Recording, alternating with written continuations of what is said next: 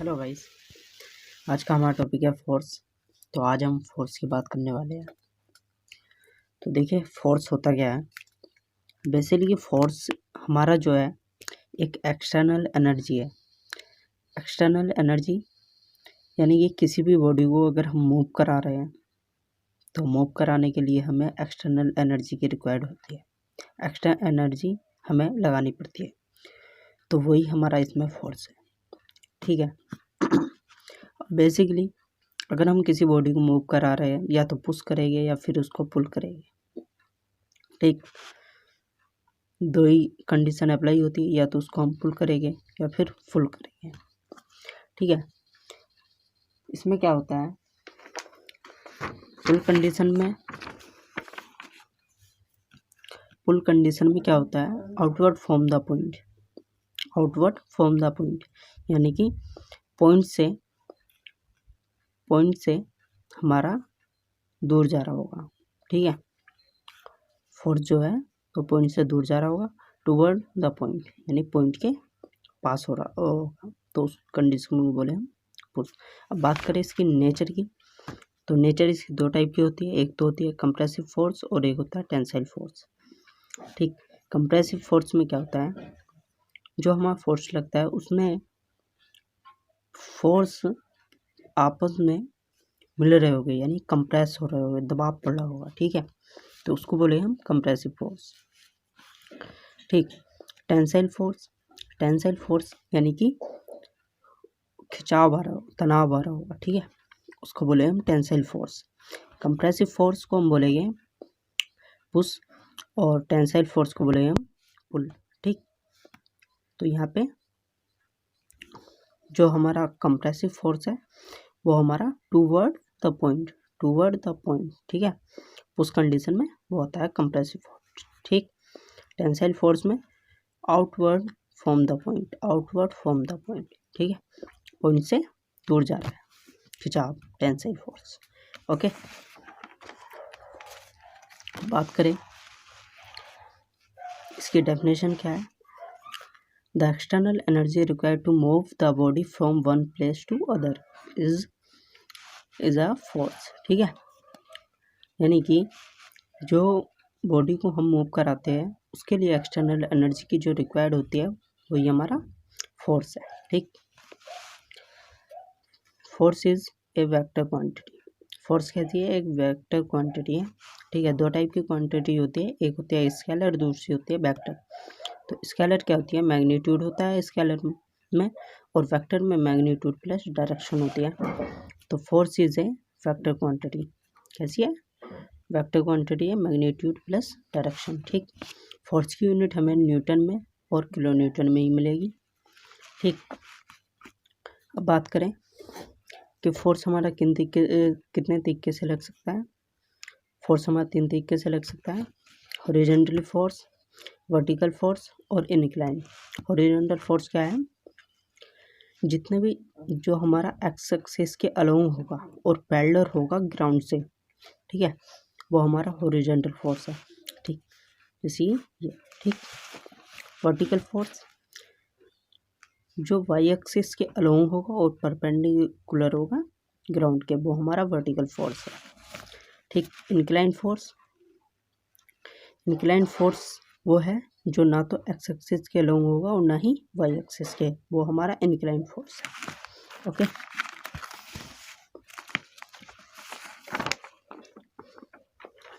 अब बात करें classification of system of forces.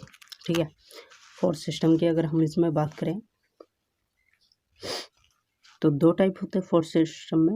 एक तो होता है कोप्लेनार और दूसरा होता है नॉन कोप्लेनार। कोप्लेनार में क्या होता है, कोलिनियर, पैरेलल, कॉन्करेंट और नॉन कॉन्करेंट। नॉन कोप्लेनार में पैरेलल, कॉन्करेंट, नॉन कॉन्करेंट। ठीक है, तो कोप्लेनार क्या होता है, सबसे पहले कोप्लेनार को जान लेते हैं। तो कोप्लेनार हमारा क्या है, if in a system all the force line in the same plane then the force system is known as the coplanar. यानी कि जितने भी हमारे फोर्स है वो लाई करेंगे सेम प्लेन में।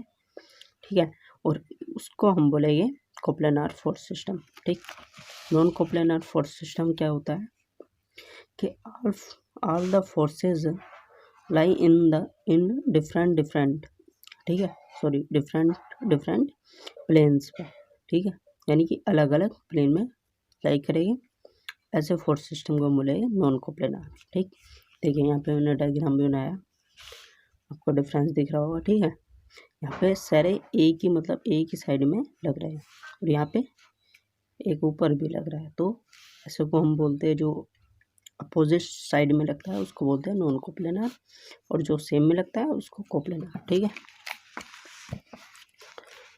कोप्लेनार तो इसका पहला है कोलिनियर। तो कोप्लेनार कोलिनियर फोर्स, तो line of action of all forces line on the same plane, same line, यानी जितने भी हमें फोर्स है वो लाई करेंगे सेम लाइन में। ठीक है,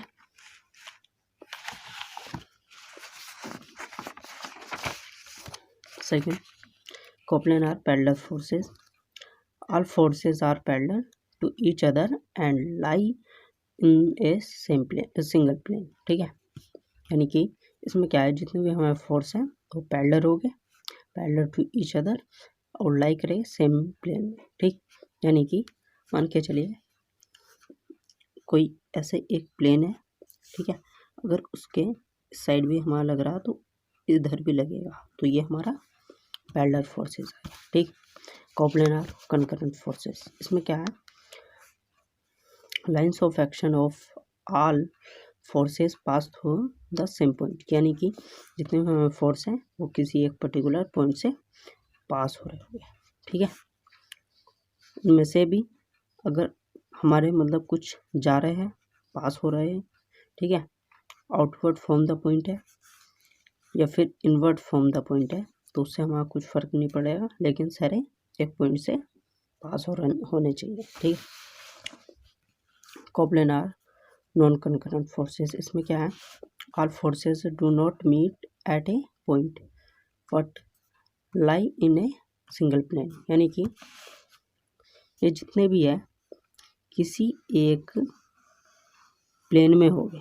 ठीक है, ये मान के चलिए कोई एक ऐसे हमारा प्लेन हो गया, उसके अंदर ये लाई करेगा। ठीक, लेकिन डिफरेंट पॉइंट से, कोई यहाँ से है, कोई यहाँ से है और यहाँ से, ठीक, अलग अलग से, एक पॉइंट से नहीं। अगला है नॉन कोप्लेनार, तो इसमें क्या है, पहला देख लेते हैं हम नॉन कोप्लेनार में।